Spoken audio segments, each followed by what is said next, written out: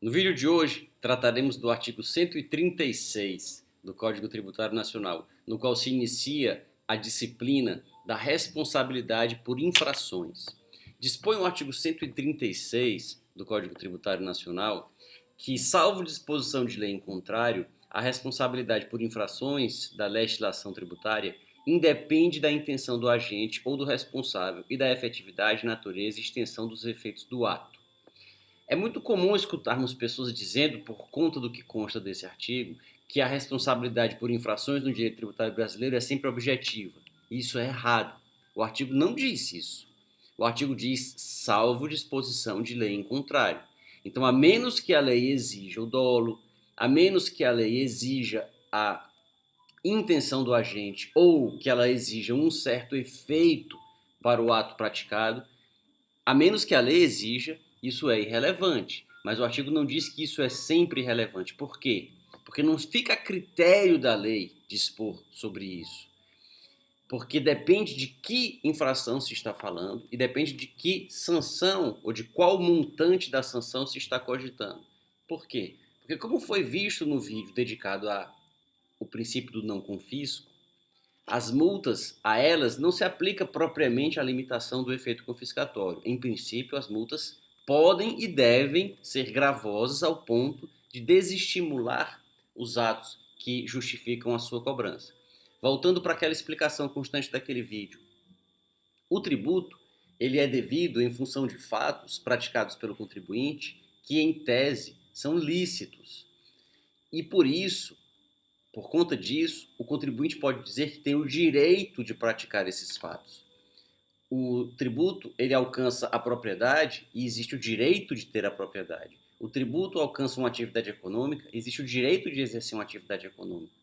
Por isso mesmo, a vedação do confisco ela era considerada como implícita na Constituição, nesses dois princípios que garantem a propriedade e a livre iniciativa, mesmo quando não constava expressamente do texto, como passou a acontecer com a Constituição de 88. Então, desde antes de constar expressamente do texto constitucional, já havia a indicação de que o tributo não pode ser confiscatório por força desses dois princípios. Isso não se aplica às multas. Não se pode dizer que o infrator tem o direito fundamental de praticar ilícitos. Com uma multa assim tão alta, a pessoa nem pode mais exercer o seu direito fundamental de andar a toda velocidade no seu veículo, acima do limite permitido na via. A pessoa nem tem mais o direito fundamental de dirigir embriagada, nem tem mais o direito fundamental de tirar um racha na rua, de contratar um funcionário sem carteira, nem tem mais o direito fundamental de degradar o meio ambiente. Não existem direitos de realizar esses atos. Esses atos são ilícitos, eles são antijurídicos, eles são contrários ao direito. E por isso, as penas podem ser gravosas ao ponto de desestimular a prática deles, o que não se dá com o tributo. Então é por isso que a vedação ao confisco ela não se aplica diretamente às multas. Porém, isso não quer dizer que as multas possam ser estabelecidas arbitrariamente pelo valor que o legislador quiser ou no montante que o legislador quiser. As multas têm que ser proporcionais à gravidade do ilícito que justifica a sua cobrança. Nessa condição, se o contribuinte apenas atrasa o pagamento do tributo, por exemplo, no plano federal, aplica-se uma multa de 20%, 0,33% ao dia até o limite de 20%, pelo mero atraso de um tributo declarado e não pago.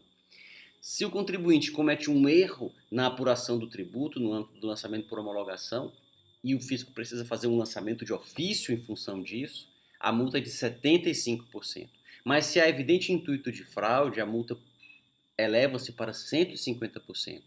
E nesse caso, no caso de elevação da multa, exige-se especificamente o dolo. Então a legislação ela é rica em exemplos de aplicação de uma multa mais pesada e para isso é indispensável que se esteja presente, que se faça presente o dolo. Não se pode punir com a mesma penalidade alguém que atrasa o tributo e alguém que omite dolosamente registros, falsifica documentos. São situações bem diferentes.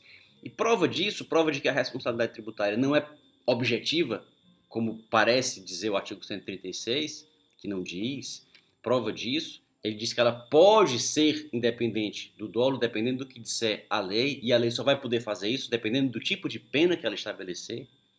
Mas prova disso nós encontramos no artigo 112, porque o artigo 112, que já foi comentado num vídeo anterior, ao tratar da chamada interpretação benigna ele estabelece que, no caso de dúvida, a lei se interpreta da maneira mais favorável ao acusado em relação à natureza ou às circunstâncias materiais do fato, ou à natureza ou à extensão dos seus efeitos, o que significa que eles podem ser relevantes para fins de fixação da penalidade, e a autoria, imputabilidade e punibilidade, que também podem ser relevantes para efeitos de penalidades. Então, não iria o 136 dizer que algo não existe no direito tributário e o 112 estabelecer que, no caso de dúvida quanto a isso que não existiria, se interpreta a dúvida da maneira mais benéfica para o acusado. Se tiver gostado desse vídeo, não se esqueça de curti-lo, de deixar na caixa de comentários o que pensa a respeito dessa questão e de se inscrever no canal para acompanhar os próximos vídeos. Até lá!